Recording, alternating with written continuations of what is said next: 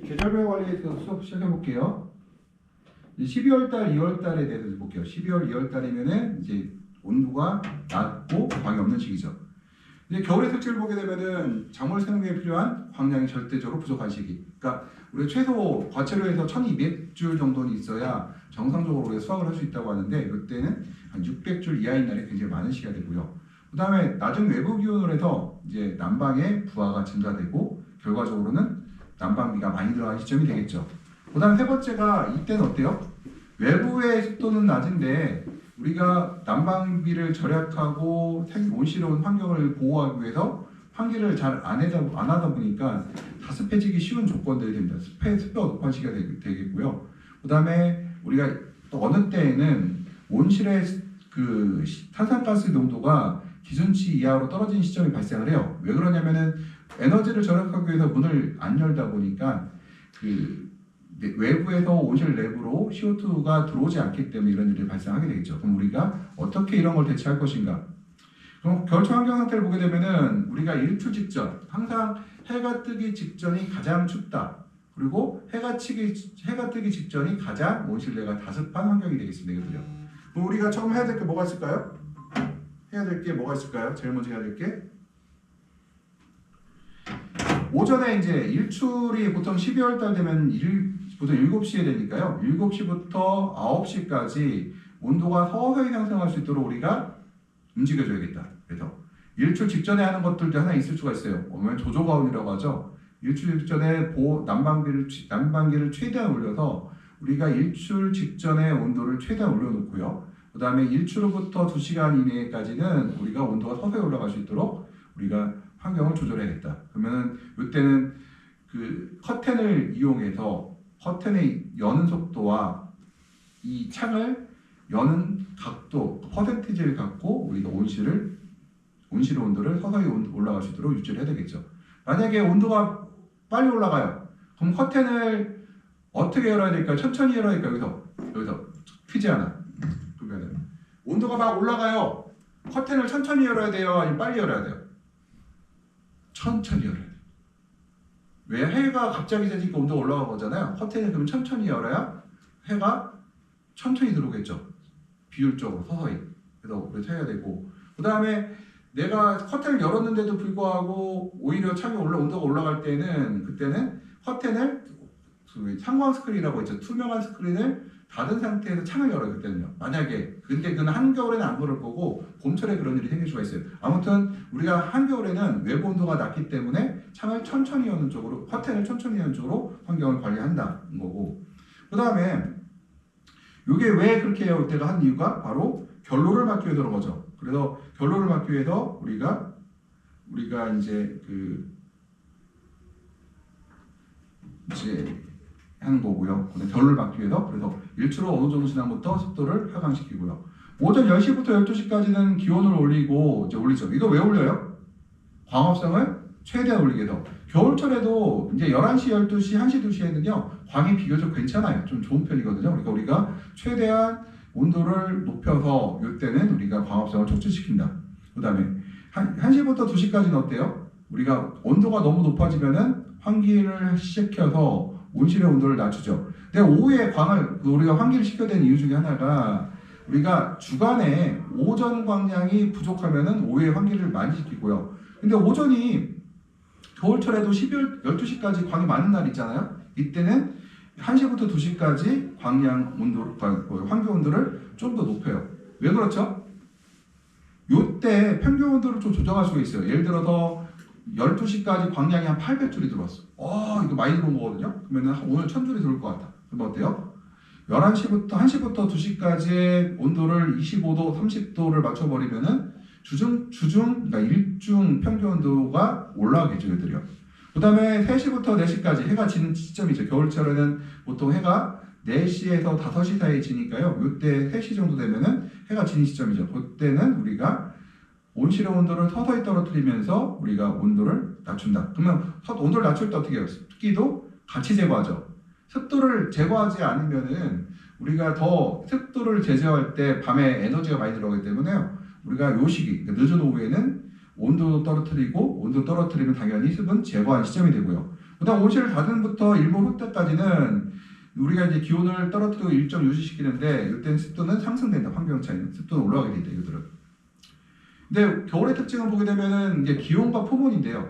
이제 기온과 포몬 배웠죠. 포몬이 뭐라고 했어요? 우리가 식물체의 온도를 포몬이라고 했죠. 그래서 기온과 포몬을 보게 되면은 공기 온도는 천천히, 그러니까 급속도로 변동되지만 포몬은 서식도의 변동되므로 항상 기온의 변화에 맞게 포몬을 변화시킨다. 그다음 일출물 일몰 때의 포몬은 기온보다 높다. 그래서 일출 때 일몰 때의 포몬이 왜 기온보다 높을까요? 이때는 일출 때하고 일몰 때의 포몬은 기온보다 높다고 할 수가 있어요. 이때. 겨울철 환경관리에서 광을 보면 차광이 최소화해서 우리가 광을 최대한 끌어올리려고 노력을 하고 있고요. 그래서 보온낙연 때는 일반 스크린들이, 그러니까 알루미늄 스크린이나 상광 스크린들이 굉장히 유리하겠죠. 그 다음에 투광률이 높은 필름을 사용한다. 그래서 1중 및 2중 필름 사용할 때 투광성이 좋은 필름을 사용하는 것이 좋겠다는 거고요. 그 다음에 이슬 표면에 이슬이 맺히면 안 되겠죠. 여기 이슬이라는 거는 그 드롭이에요. 물방울 형태의 이슬이 맺히게 되면 어떻게 된다고 했어요?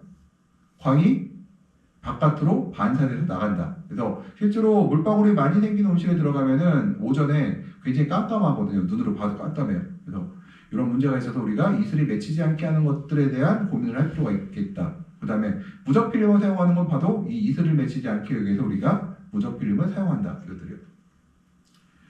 온도라는 것은 이제 온도 관리는 광량에 알맞은 온도를 유지한다. 그래서 광량이 높은 오후 2시까지 온도를 높게 관리하는데 이때는 이 얘기는 뭐냐면은 한 11시부터 2시까지의 온도를 높게 유지하고 나머지는 저온으로 관리한다는 얘기가 돼요. 그다음에 외부 온도가 5도 이하일 때는 환기를 억제시킨다. 그래서 뭐냐면은 외부 온도가 5도 이하일 때는 우리가 커튼을 특히 측면 커튼을 잘 열지 않고요. 그 다음에 창은 닫아놓은 상태가 돼요. 그래서 외부로부터 차가운 공기가 들어오지 않게 조절한다. 그다음 5도씨가 되면은 외부 온도가 5도 이하일 때는요. 우리가 결로로도 습을 제거할 수 있기 때문에 이때는 환기를 억제시킨다는 거거든요. 그 다음에 우리가 제일 또 하나가 구역별 온도 편차 제거한다. 우리가 구역별로 온도 편차를 제거하기 위해서 어떻게 할까요? 온실이 지어졌으면 끝난 게 아니에요. 봐서 온도 편차가 발생하면은 온도가 발생하는 낮은 지역에 커튼이라든가 그러니까 보호할 수 있는 커튼을 좀 더 강화시키고, 그 다음에 아니면 고전 난방을 설치해서 우리가 온도 편차를 줄여준다. 온도 편차 줄여주는 가장 큰 이유가 뭐예요? 결로 방지죠. 결로 방지죠. 예를 들어서 내가 온도가 13도로 유지하고 있는데 13도씨라는 것은 온도가 어때요? 온도 편차가 크다는 얘기는 어느 구역은 9도가 될 수 있고 어느 구역은 16도가 될 수 있다는 얘기가 되거든요. 근데 절대 습도는 어땠어요?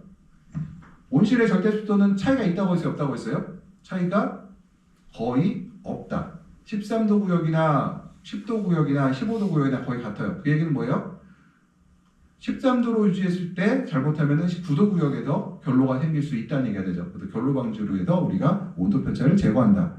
그 다음에 일출 2시간 전부터 조기가온을 통해서 기온을 올려주는데요. 우리가 기온의, 그러니까 온도를 미리 상승시키면 조조가온을 하게 되면은 결로를 방지할 수 있다는 거고요. 포문을 조기에 올려 과일의 열과도 방지할 수가 있다. 그 다음에 습도를 낮추는 효과가 있다. 왜냐면은 온도가 올라가면 상대 습도가 내려가요. 절대 습도는 고정되어 있는데 온도가 올라가 버리면 상대 습도는 떨어지게 돼 있죠. 항상 그래요. 절대 습도가 고정된 상태에서 온도가 내려가면 습도가 올라가 내려가요? 상대 습도가 올라가죠. 절대 습도가 고정된 상태에서 온도가 올라가면 상대 습도는 내려가죠. 절대 습도가 고정되어 있는 상태라는 얘기는 절대 습도와 이꼴 뭐예요? 결로점 온도거든요. 결로점 온도는 뭘로 해서 결정돼요? 절대 습도에서 결정되죠. 그래서 그러니까 절대 습도가 이게 결정되기 때문에 우리가 이 포몬을 올려줬을 때 우리가 충분히 결로를 막을 수가 있다는 거거든요. 겨울철 환경 관리에 서 습도 관리를 할 때는 우리가 외기가 5도 이하일 때는 뭘로 제거한다? 습을 결로로 제거하죠. 왜 온실에서 그러니까 습을 제거해야 돼요? 왜 제거해야 돼요? 첫 번째가 식물이 증산을 할 수 있도록 있는 공간을 만들어주기 위해서 결로를 만들어야 되고, 또 하나 뭐예요? 그 연관된 거죠. 식물이 증산을 해야 영양분이 공급이 되고, 그러니까 생장점과 잎으로 공급이 되고, 생장점의 잎과 생장점에 영양분이 공급이 되어야 새로운 세포가 정상적으로 만들어지고 과일이 건강한 과일이 깨끗한 과일이 만들어져서 품질 좋은 과일이 나온다는 거죠. 그 다음에 일출 후에 외기가 5도 이하일 때, 그러니까 일출 후에요. 외기가 5도일 때는 환기를 실시한다. 창을 열으라는 얘기죠. 왜 이 창을 열어요? 5도 이상일 때는 유리면에 결로가 잘 생기지 않고요. 또 하나가 결로가 생기게 되면 어떤 문제 생겨요? 광이 안 들어오죠. 그래서 우리가 겨울철에는 한낮에는 창을 열어서 습을 제거한다. 그렇지만 5도가 이하일 때는 열지 않는다고 그랬어요. 그다음 야간 습도가 80% 이상일 때는 우리가 그 보온 스크린을 5% 정도 개방하여 습기를 제거할 필요가 있을 수도 있다. 요새는 85%가 되어 있는데 최근에는 90% 이상도 유지하고 있어요. 왜냐하면 85%로 하니까 난방비가 너무 들어가기 때문에 요새는 난방비를 절약하기 위해서 90% 이상도 지금 하고 있다. 추세가 지금 그래요. 옛날엔 85%에서 스크린 갭이라고 해서 스크린을 살짝 열어놓는 그런 걸 했는데 최근에는 이제 난방비 상승에 의해서 이런 것들을 조금 제한하고 있다 이렇게 생각할 수가 있어요. 이들이요. 그다음 CO2 관리 방법인데 지금 CO2 공급 모색은 이제 한겨울에 문을 열지 않기 때문에 CO2가 실제로 모자라는 경우가 발생을 하거든요. 근데 CO2의 공급은 일출 1시간 전부터 이제 공급은 가능한데 지금 최근에는요 오전보다는 오후에 가라. 옛날에는 과거에는 이제 유럽 걸 따라오면은 유럽은 조조관을 잘해주고 있죠. 그러다 보니까 오전에 광합성을 하기 위해서 CO2를 공급을 하는데 국내에서는 그 조조관을 잘 못해요. 조조관을 못하는 이유가 뭐예요? 유럽하고 다른 점이 너무 추워요. 우리가 우리는 영하 15도예요. 10도. 그러다 보니까 우리가 조조관을 하기가 상당히 어렵거든요. 그러다 보니까 오전보다는 주로 이제 한낮에 문을 닫고 우리가 조조관을 CO2를 공급하는 쪽으로 가고 있어요. 저는 그래서 이 CO2 관리 방법은 조금 생각을 많이 해봐야겠다. 왜냐면 CO2는 비용이잖아요. 이제 비싼 킬로그램당 300원, 400원 하는 비싼 물건이거든요. 비싼 재료예요. 그다음 겨울철 환경관리를 보게 되면 이제 우리가 배진의 함수율을 높게 관리해야 낮게 관리해요. 겨울철에 낮게 관리하죠. 그래서 보통 우리가 일반적으로 겨울철에는 그 한낮에 배지의 함수율을 65에서 60%를 유지하려고 노력을 해요. 밤에는 한 50%를 유지하려고 하고요. 그래서 비를 낮게 관리하고 그 다음에 주야간의 함수율 편차를 크게 만든다. 그래서 왜 그러냐면은 주야간 편차를 크게 만들어야지만 뿌리의 생장이 촉진되고요. 또 하나가 함수율 편차를 크게 만들어야 제가 뿌리를 발달시키는 세 가지 방법이 뭐라고 했어요? 하나는 사람의 근육과 같다고 했죠. 자극을 줘라. 뭐예요? 주야간 함수율 편차를 크게 준다는 얘기는 뿌리에 자극을 준다. 두 번째 뭐예요? 양분을 공급하라고 했죠. 그 다음에 화방을 과일의 개수를 적게 하자고. 세 번째 뭐예요?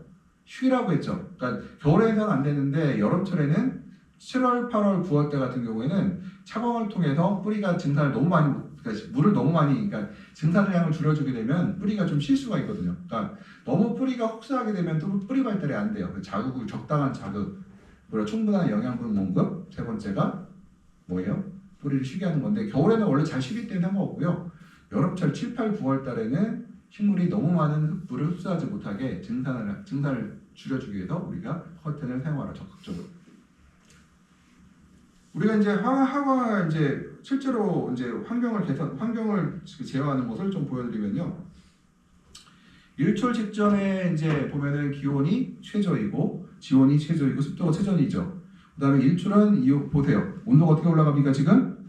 7시 정도 해가 떴는데 어때요? 7시에 온실의 온도가 12도, 11도, 12도 정도, 12, 3도 됐는데 9시 되니까 몇 도예요? 25도죠. 시간당 몇 도가 올라가서 온도가? 거의 5, 6도의 상승도가 있죠. 이거 안 된다는 얘기거든요. 그 다음에 습도를 볼게요. 습도를 보게 되면은 이제 습도가 밤에 어떻게 돼요?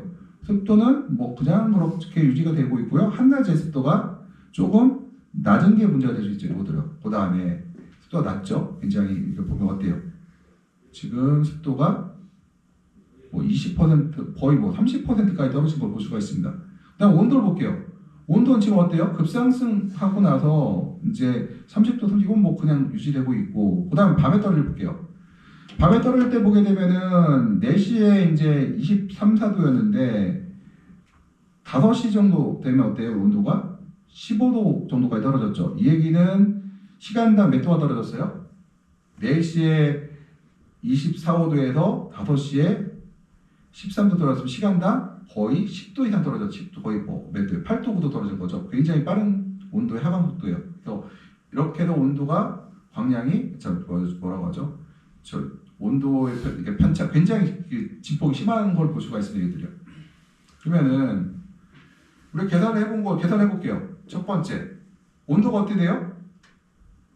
아까는 여기서 6시까지 온도가 6시 반 정도가 온도가 낮다 갑자기 온도가 올라갔는데 지금 이걸 보게 되면 6시 전에 온도가 올라가기 시작하죠. 이거 조조관을 했고요. 그 다음 온도 상승 곡선이 어때요? 6시에 13, 4도였는데 9시에 22, 3도가 되죠. 4시간 동안 몇 도 올라간 거예요? 한 10도 올라갔죠. 시간당 한 2도 정도 올라갔어요. 뭐 1도가 적당하다고 하는데 1도를 환절기에 맞추기는 굉장히 어렵거든요. 그래도 그나마 잘 올라가고 있고요. 온도도 뭐 그냥 괜찮고 떨어지는 것도 보게 되면은 괜찮은 완만하게 떨어지는 걸 볼 수 있습니다. 습도를 볼게요. 습도도 완화됐죠. 몇 도예요 지금요? 몇 도예요? 몇 퍼센트예요?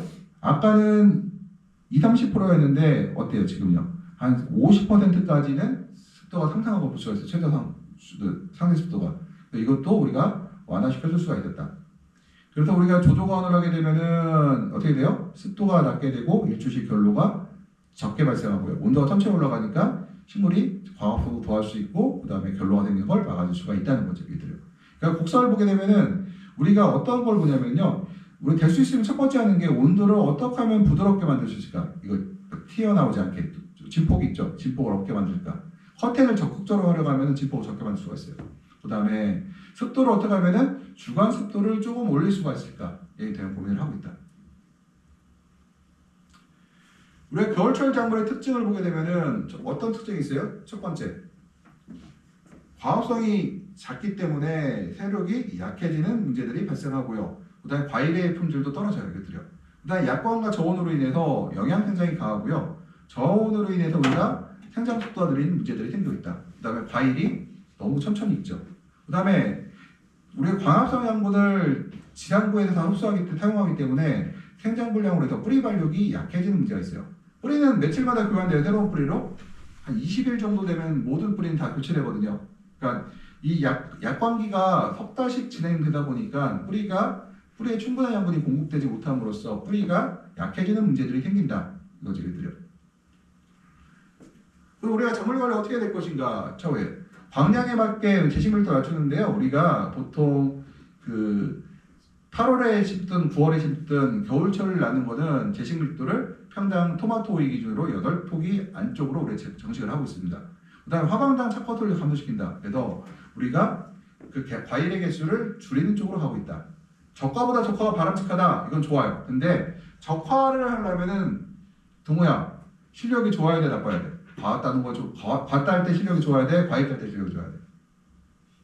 과일 따는 것보다 꽃을 딸 때 우리 실력이 좋아야 돼요. 이 꽃이 착과가 됐을 때 상품성이 있을지 없을지를 미리 판단할 수가 있어요. 그래서 우리가 원칙은 적화가 원칙인데 그렇다 하더라도 우리가 안전성을 보장해서 적화도 해야 되는 일정 부분. 그래서 적화를 너무 많이 하게 되면 우리가 과일에서 문제가 생겼을 때 보충할 방법이 없어요. 그 다음에 작물이 지나치게 약할 때는 그러니까 과일을 통째로 제거할 수도 있다. 아니면 또 적심을 칠 수도 있다. 그 다음에 겨울철에는 노화잎을 빠르게 제거한다. 잎의 개수를 줄이는 쪽으로 우리가 관리를 한다는 거기들을 빠르게 제거하거든요. 그 다음에 광량에 맞게 연면적으로 조제하는데요. 우리가 잎사각이, 그러니까 해가 뜨는 각도가 낮아서 그림자가 길게 지고요. 그 다음에 그 식물, 키가 큰 토마토, 오이 같은, 파프리카 같은 경우에는 광이 식물체 하부까지 투과되기가 어렵다. 그래서 오히려 잎이 많으면은 동화작용이, 그러니까 순동화작용이라고 하죠. 그러니까 실제 광합성량은 줄어들 수 있다. 그래서 뭐 제곱미터당 30에서 35배를 유지한다고 하는데 이거는요, 이 30에서 35배라는 건 좀 잘못된 얘기고, 그래서 보통 우리가 온실의 크기에 따라서 예를 들어서 칩고가 2m짜리 온실은 겨울에 이파리를 6장 가져갈 수도 있어요. 칩고가 5m짜리, 4m짜리 온실들은 9장, 10장 가져갈 수가 있고요. 칩고가 12m짜리 온실 같은 경우는 6m짜리 온실 같은 경우는 토마토 기준으로 이파리를 한 10장, 11장, 12장까지도 가져갈 수 있다. 그리고 유리 온실이냐 플라스틱 온실에 따라서 광량이 달라지기 때문에 광량이 좋은 온실은 잎을 더 가져갈 수 있고 광량이 없는 온실은 적게 가져갈 수밖에 없다. 그래서 우리가 보통 하엽도 따지만요. 그 잎의 그 중간중간에 나무의 중간중간 이파리도 제거하는 쪽으로 가고 있다. 이것들이요. 그래야지만 우리가 적정한 저격 관리가 되고요. 수확 하반까지는 광이 특화되므로 그늘 만든 잎을 적극적으로 제거한다. 그래서 보통 하방이 비대가 거의 완료된 것 같으면은 우리가 그 위에 사벽을 모두 다 제거한다. 토마토의 경우에는. 오이 같은 경우에도 베드 밑에 이파리들은 전부 제거해요. 왜냐? 베드 밑에 있는 이파리가 그 광합성을 하는 것이 아니라 오히려 손실을 일으키고요. 그 다음에 플러스 병을 일으킨다. 그래서 저격은 7일에서 10일 간격으로 한다고 하는데 7일은 생육이 빠를 때는 7일 간격. 그러니까 봄철, 여름철에 있죠. 겨울철에는 상륙 속도가 느리기 때문에 한 열흘에 한 번 정도 적극적으로 저격을 해준다. 그랬더래요.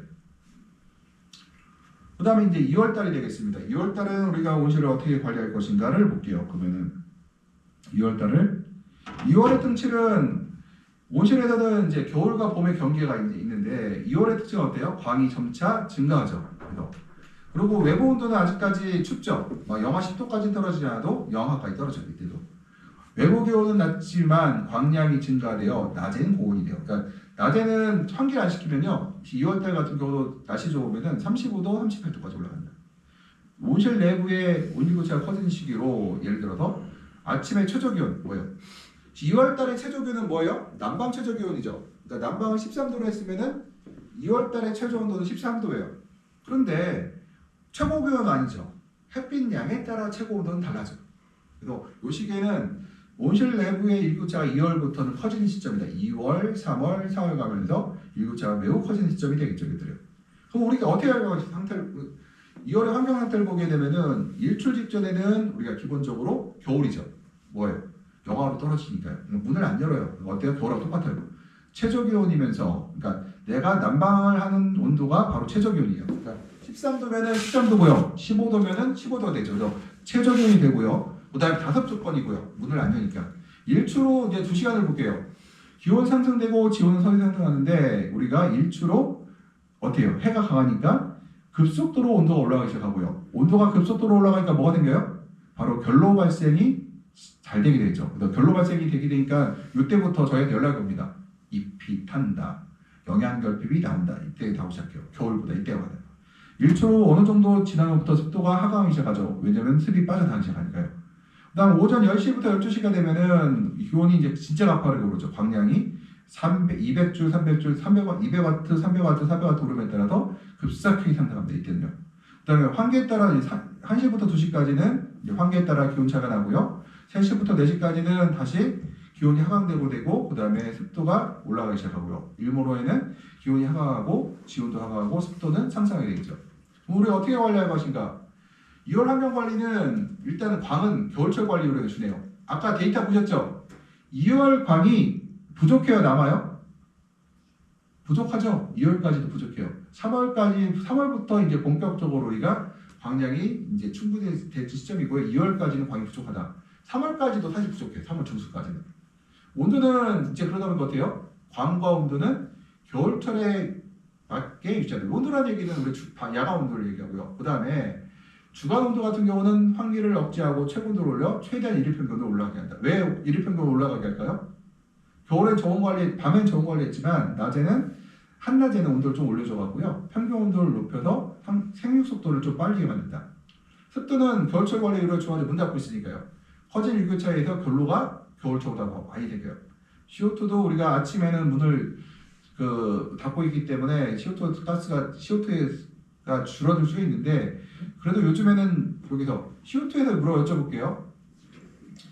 오전 일교차를 줄이려면 환기해야 돼, 안 해야 돼요?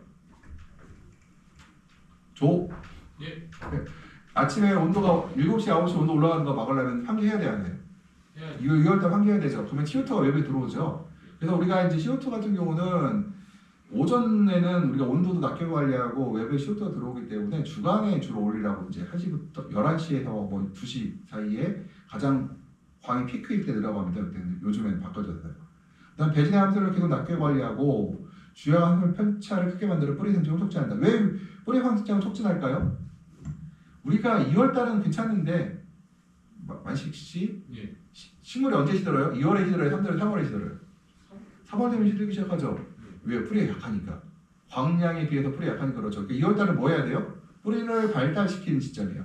이때 무리하게 되면 무리하게 물을 많이 주거나 무리하게 과일을 많이 달아버리면 뿌리 발달이 안 돼서 3, 4, 5월달에 문제를 일으킬 수 있어요. 이때요.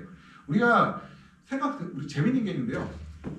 우리가 이제 실제로 토마토, 오이도 그렇고요, 파프리카도 그렇고요, 과채를 재배해서 8월에 심어서 12월에, 그러니까 다음에 7월 초중순에 수확이 종료되거든요. 여기서 수확이 그러면 10월 말부터 수확이 되는데 10월, 11월, 12월, 1월, 2월, 3월까지 오기 5달 딴 거하고 4, 5월, 그러니까 5월달, 6월달 2달 딴 거하고 누가 양이 많을까요? 마치 제가 해봤죠. 예. 10월부터 2월까지 딴 거하고 4월, 5월, 6월 2달 딴 거 누가 많아요? 양이? 4, 5월, 6월. 5월달, 6월 2달이 많죠. 거의 그렇죠. 왜 그래요? 광량이 더 되니까. 그래서 우리가 2월달에 광량 조절 잘 못해갖고, 그러니까 물자리를 잘못해서 뿌리를 엉망으로 만들었잖아요. 그러면은 문제가 생각해요. 4, 5, 6월달 생각이 급격히 떨어져요. 그러니까 물론 가격은 2, 3월달에 가격이 좋았죠. 근데 실제로 돈은 4, 5, 6월달에 양으로 나오거든요. 엄청 나와요. 그래서 대부분의 실패한 농장들 특징이 12월달, 1월달, 2월달에 물을 과하게 공급했던 농장들에서 4, 5, 6월달 생산이 급격히 떨어져요. 바로 이 문제 때문에. 바로 함수율을 낮춰서 뿌리를 만들어줘야 되는데 뿌리를 만들지 않고 바로 3월달에 강광이 노출돼 버리면은 식물체가 급격하게 세력이 떨어지거든요. 그리고 뿌리도 세력이 약해지면 뿌리도 썩기 시작하거든요. 뿌리도 약해져요.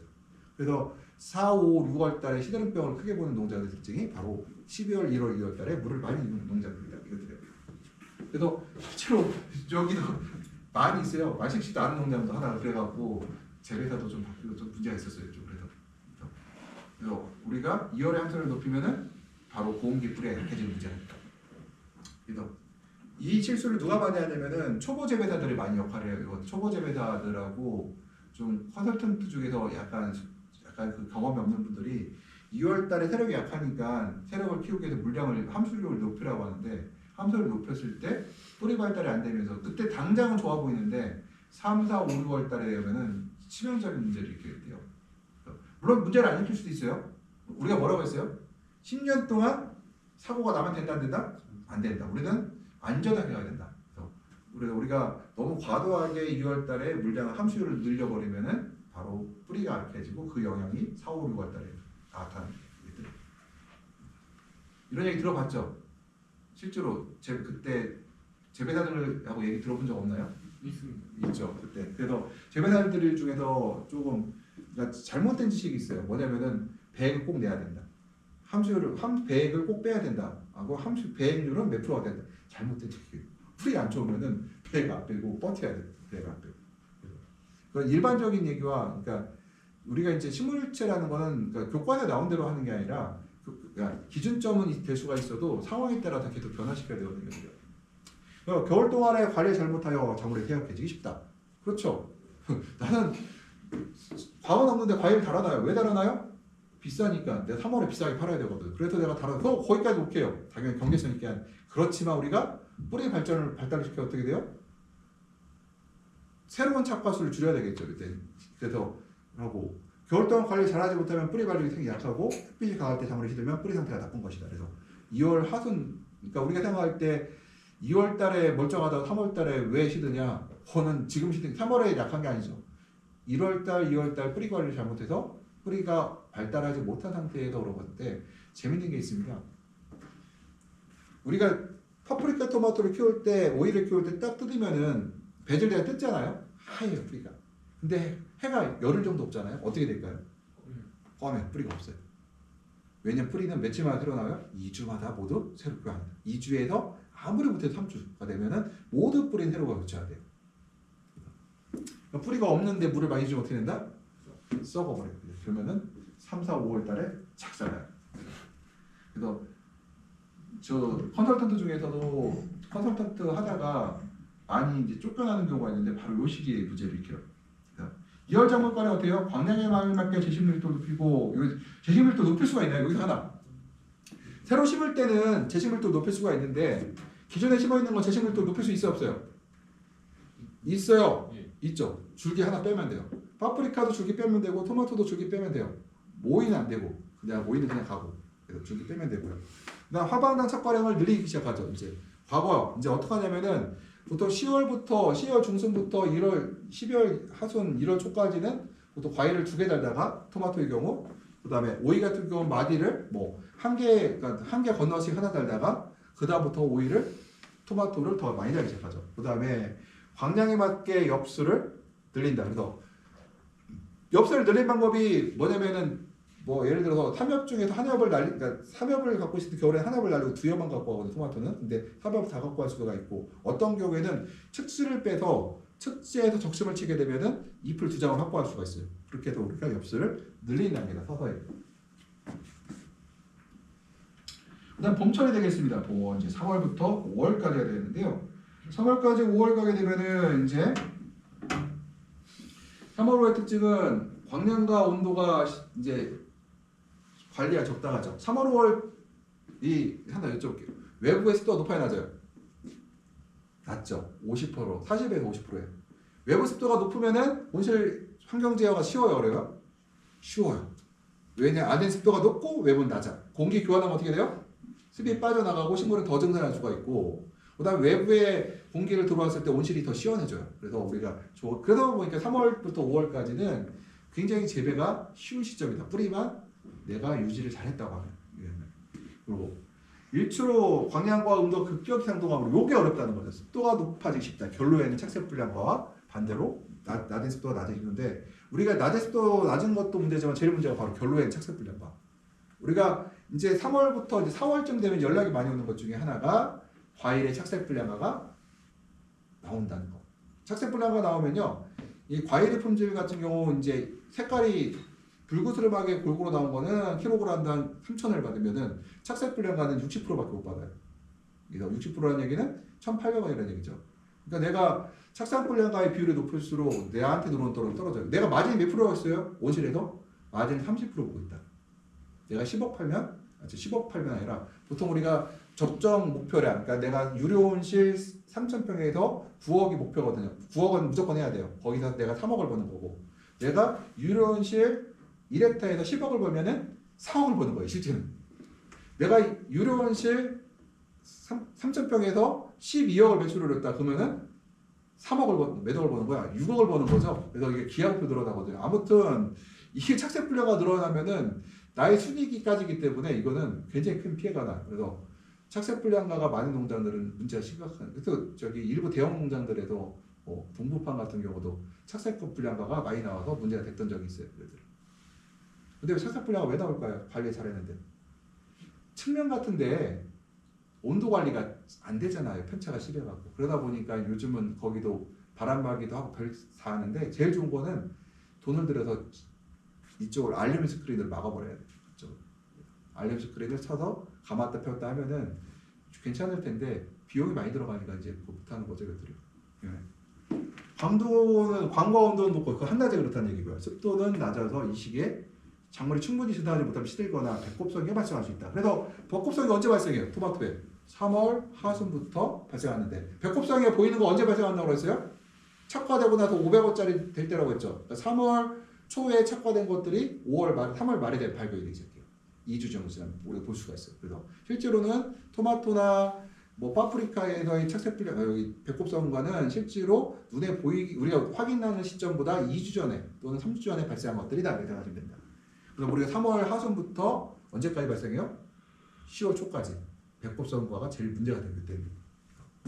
그 다음에 지나치게 생식생장하며 이거는 생식생장을 어떤 느낌의 생식생장할까요? 제가 얼마 전에 우리 1학년 학생 중에도 그 삼촌이 하는 농장을 제가 SOS 가서 어쩔 수 없이 갔어요. 화성까지. 힘들었는데 가보니까 단독온실인데 차공을 하나 약해져 있어요. 굉장히 뾰족하거든요. 그 얘기는 뭐냐면 화방이 빨리빨리 튀어나오고 가늘어요. 이거 뭐냐면 햇빛을 세게 받으니까 극단적 생식으로 치우친 거죠. 문제는 뭐요? 그 포트 하나에서 2가지를 뺐어요. 그러니까 40공 트레이에서 2주를 빼니까 뿌리는 작은데 잎은 많고 해는 강하니까 뿌리가 밝게 맞춰주지 못하니까요. 세력이 급격히 떨어지고 또 하나 꽃은 빨리 피죠. 그래서 이때는 지나친 행사를 못하게 해야 되는데 우리가 이때는 차광을 하죠. 주로 차광을 통해서 우리가 이것들을 극복을 하죠. 그러니까 차광을 할 수 있는 온실은 되게 좋은 거예요. 차광하지 못하는 온실들은 세력이 약해지고 꽃이 많이 필 때 대응할 방법이 많지가 않아요. 화방을 나리는 수밖에 없기 때문에.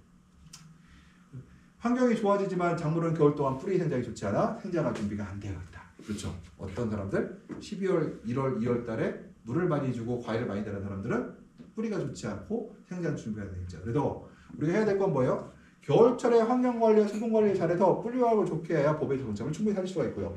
스크린을 적극적으로 사용한다. 그래서 오전에는 에너지 스크린, 에너지 스크린 뭐예요? 투광 스크린 얘기해요. 에너지 스크린 가로치고 투광 스크린, 오후에는 차광 스크린, 알룸 스크린 얘기해요. 그래서 오전에 에너지, 오후엔 차광.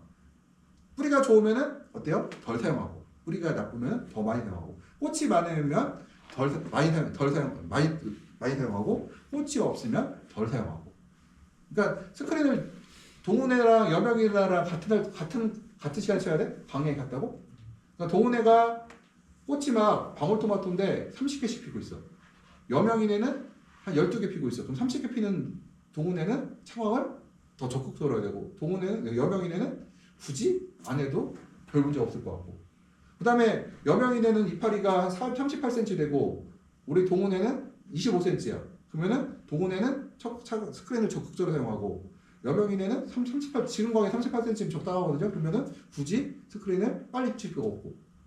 일단은 그렇다는 얘기들을. 근데 일반적으로 겨울을 지난 것들은 뿌리가 좋을 확률이 별로 없거든. 그러니까 우리가 보통 오전에는 상광 스크린, 에너지 스크린 하면 상광 스크린 쓰고, 낮에는 알루미늄 스크린을 사용한다. 이때는 주로. 스크린 있다는 거는 굉장히 좋죠. 그럼 스크린은 이때 뭘로 사용해서 이 용도가? 차광 목적이죠. 그 다음에 밤에 뭐로 사용해? 3월달에? 이때 3월, 5월달에 외부 온도 따뜻해요. 춥죠. 밤에는 쳐요. 그러니까 이때는 보온을 쓰죠. 여기다 보온 낙엽을 써볼게요. 두꺼운 보온 낙엽. 차광할 수 있어 없어요? 못하죠. 보온밖에 안 되죠. 근데 알루미늄 스크린과 상광 스크린은 낮에도 밤에도 다 사용할 수 있죠. 굉장히 효과적인 볼 수가 있어요. 그 다음에 근포온도나 실험증이 많이 발생한다. 왜 그럴까요? 내가 13도로 유지하고 있어요. 에너지 절약하려고 13도 유지하고 있어요. 그러면은 뿌리 온도가 몇 도예요? 13도죠. 근데 해가 갑자기 떠. 해가 뜨면 생장점 온도가 몇 도예요? 20도 막 올라가. 그러면 얘는 22도인데 얘가 13도야. 물이 올라가요, 못 올라가요? 충분히 못 올라가죠. 그럼 어떻게 돼요? 식물이 시들어요. 근데 내가 근권 난방을 해서 얘를 18도로 맞춰놓고 얘는 20도야. 그럼 어때요? 물이 공급되죠. 그러면 시들어요, 안 시들어요? 안 시들죠. 그러면 안 시들니까 내가 차광을 할 필요가 있어요, 없어요? 안 되죠. 근데 얘가 13도인데 얘가 20도가 되면 시드니까 얘가 13도에 얘가 올라갈 때까지 뭘 해야 돼요? 차광을 해야 되죠. 그래서 광합성에 손실을 보게 되죠. 그래서 그러면은 아까 근권 난방은 공짜예요, 돈이 들어가요? 돈이 들어가니까 또 생각할 필요가 있어요. 이게 공짜면은 우리가 고민할 것도 없죠. 사용해야 되겠죠. 근데 설치하는 데도 들어가고 운영하는 데도 들어가죠. 그래서 우리가 우선순위가 있는데 적어버렸어요. 야, 우리 만식 같은 거 볼게요. 근권 난방을 했고 근권 난방 설비를 할 거예요. 내가 아니면은 보온 작업인데 알루미늄과 상호로 바꿀 거예요. 뭘 선택할 것 같아요? 돈이 있다고 하면 예산이 나왔어. 내가 예산이 있어. 근권 난방하고. 아니야. 스크린을 붙여야 돼. 근권 난방할 이 스크린 사용하게 되면은 뿌리가 시드는 거 막아줄 수가 있거든요. 근데 근권 난방은 요때밖에 사용할 수가 없어요. 스크린 언제 사용해요?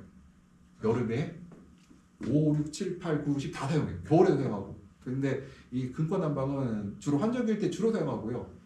그래서 그러니까 항상 생각을 할 때 고민할 게 있어야 돼요. 어떻게 하면 그리고 스크린 돈이 들어가는데 운영할 때 돈이 안 들어가죠. 전기세 열고 다니는 요거지. 근데 얘는 뭐가 들어가요? 난방비에도 들어가죠. 그래서 생각할 게 좀 많이 있다면. 그래서 스크린도 좋은 게 있는데 여유가 있으면 또 뭐 해야 돼요? 근권 난방을 실시해야 되겠죠. 근데 근권 난방은 뭐라고 했어요? 얘가 베드예요. 이게 난방 파이프를 여기다 대면 돼야 안 돼요? 안 되는데 이렇게 떨어뜨리라고 했어요. 간접 난방이에요. 반대로 이것을 갖다가 직접 난방을 하는 사람은 이건 오히려 마이너스다. 이거는 돈 들이고 내 작물을 망치고 잘못하면 대형 사고가 난다. 근데 실제로 요새 온실 가보면 어떤 이런 분들 많아요. 많아요. 그래서 내가 보면은 뿌리가 썩었거든요. 근데 얘 때문에 썩었다고 할 수 없는데 얘도 일정 부분 역할을 했다. 영화를 했어요. 왜냐면은 얘를 근권 난방을 했으면 얘가 온도가 빨리 올라가잖아요. 근데 얘가 온도가 올라갔는데 여기 온도가 안 올라갔어. 그럼 어떤 일이 생길까요? 펌프로 얘가 뿌리 온도가 올라갔으니까 물을 흡수 안 해요? 막 하죠. 막 펌프질을 하고 있어. 근데 여기서 생각대로 온도가 안 올라가서 그럼 어떻게 돼요? 터지겠죠. 어디서? 뿌리에 터져요. 뿌리에 터지면 어떻게 돼요? 뭐가 들어와요? 뿌리가 상처가 났으니 세균과 곰팡이 오염이 되고 감염이 되게 되고 그럼 썩게 되겠죠. 그래서 굉장히 위험한 방법입니다. 물론 사고가 안 생길 수도 있어요. 근데 사고가 생기면 뭐라고? 우리가 오래 사고 안 나는 게 중요해요? 아니라고 했죠. 몇 년? 10년, 20년 동안 사고 안 나야 되는데 만약에 10년 동안에 근권 난방을 잘못해서 그 원인이 주원인에서 나는 모르지만 사고가 났다. 그러면은 대형 사고가 나버리거든요. 그래서 실제로 농촌진흥청이나 보면 이렇게 하는 사람도 있어요. 큰일 날 사람들 이것들을 이렇게 했다가는 굉장히 위험한 방법이고 항산 난방은 간접적으로 옆으로 이렇게 떨어뜨리게 돼 있어요. 떨어뜨리면 어떻게 돼요? 여기 아랫니빨의 온도 올라가요? 안 올라가요? 올라가죠. 그러면은 근권도 올라가면서 아래 온도가 올라가니까 최소한 뿌리가 혼자 물을 먹어서 터지는 일은 없겠죠. 그래서 굉장히 위험한 방법이다. 그리고 또 하나 에너지 보도의 법칙이라고 했죠. 그리고 난방하면 그 열은 안에 가둬져 있는다. 내가 근권 난방 많이 하면은 저기 주난방을 적게 해도 돼요. 그 에너지는 사라지지 않는다. 이걸 보게 되면 제가 이제 제가 직접 사진, 저한테 저작권이 있는 사진입니다. 물론 카메라는 이게 얼마짜리냐면 2,500만 원짜리 찍었어요. 제가 이거 하면서 아반떼 한 대값 엄청난데 아마 제가 이 연구소를 떠나면서 이 카메라가 아마 놀고 있을 거가 너무 아팠어요. 너무 이게 진짜 좋은 자산인데 보시면 위에 보면은 어때요? 요게 지금 위아래 온도 편차가 어떻습니까? 지금 위가 차갑고 아래 따뜻하죠. 근데 온도 편차 얼마나 나는 보세요. 지금 여기가 온도가 21도고요. 파이프 온도를 보게 되면은 여기 보면은 여기 위가 되니까 한 18도, 17도 정도 되겠네요. 그다음에 여기 온도가 21도니까 편차가 큰 온실은 아니에요, 사실은. 왜냐면 관리를 잘 하고 있었거든요. 커튼도 미리 치고 난방도 저기 보이시죠? 빨갛게 노랗게 열 들어오고 있죠. 난방도 좀 일찍 시작해서 편차를 작게 만들었는데 그래도 편차가 생겨요. 보면 아래쪽 보면은 지금 물을 흡수하고 있죠, 뿌리가. 위는 어때요? 그래도 온도가 높은 편이거든요. 21도면 괜찮아. 16도 이상이니까 괜찮아요, 아직까지는. 근데 편차가 크죠. 관리를 안 한 농장은 어떨까요? 아래는 뭐 18도, 19도인데 위가 얼마요? 15도, 13도가 되면은 어떻게 돼요? 물을 흡수했는데 증산을 못하게 되면 일액이 나오겠죠. 그다음 뿌리가 파이프 온도가 18도라는 거예요? 21도라는 거예요? 아니죠. 여기가 여기 찍은 사진 요거 있죠. 이게 파이프는 더 없죠. 27도 저기까지 저 올라가죠. 그렇게요? 이거 파이프 온도는 27도가 되고 여기는 요건 27도고 보면은 요거 20도잖아요. 그러니까 아직 초저녁이니까 온도를 높이지 않았어요. 보면은 위가 여기 점이 21도고 여기 몇 도예요? 여기가 이파리 아래쪽 보게 되면은 한 20 뭐 몇 도 되죠? 23, 4도 되겠죠? 그러면은 편차가 심한 농자가 아니에요. 이게 보여지. 그러면은 물을 흡수했을 때 이 물이 증발을 못한다는 얘기는 뿌리가 터질 수가 있다는 얘기가 돼요. 또 일액이 나오고 뿌리가 터질 수가 있다. 그럼 이때 어떻게 하면 돼요? 생장점 온도가 못 올라가게 지금 올라가게 하는 거거든요. 제가 커튼 일찍 치고 난방 조개 가동시켜서 온도를 미지근하게 돌렸어요. 생장점 온도를 지켜주게 돼요. 그다음 이쪽 보게 되면은 위가 그러니까 한절 3월달, 4월달에 아침 모습이에요. 온도가 어떻게 돼요? 위가 막 급속도로 올라갔죠. 아래 온도 볼게요. 요 정도면은 지금 몇 도냐면은 한 요 정도니까 한 15도 정도 될 거예요. 근데 여기 지상보도 몇 도예요? 벌써 22, 3도가 돼버렸죠. 그럼 증산이 시작됐어요. 근데 증산이 시작됐는데 아래쪽에서 물이 못 올라가니까 시들 수가 있겠죠. 요때 근권 난방을 하게 되면 도움이 되는데 저희 같은 경우는 근권 난방이 없어갖고 저희는 차광을 많이 했습니다. 어쩔 수 없이 근권 난방을 못하니까 보통 아침에 출근해서 9시에서 10시 되면 식물이 시들 때가 있어요. 그래갖고 보통 우리가 외부 광량의 300W가 되면은 상광 스크린 치게 만들어 버렸거든요. 왜? 잘못하면 시들어 버리니까. 근데 만약에 근권 난방이 있다고 하면 내가 어떻게 했을까요? 야, 600W에서 만들어 버리겠죠. 그래서 보통 일출 후부터 한 2시간까지 외부 광량이 300W가 되면 커튼을 쳐버리라고 했어요. 왜냐? 50% 내려서 내부 광량을 200에서 250W로 맞춰보면 증산량이 맞지 않을까? 이렇게 될까요? 우리가 사실 온실에서는 그 물의 흐름을 보셔야 돼요. 물이 흐르는 거에 따라서 양분도 이동하고 그다음에 그 증산도 광합성도 이루어지기 때문에 우리가 물의 흐름을 봐야겠다. 그래서 물이 부족하면, 그러니까 증산량이 부족하면 안 됩니다. 이것들이요. 예.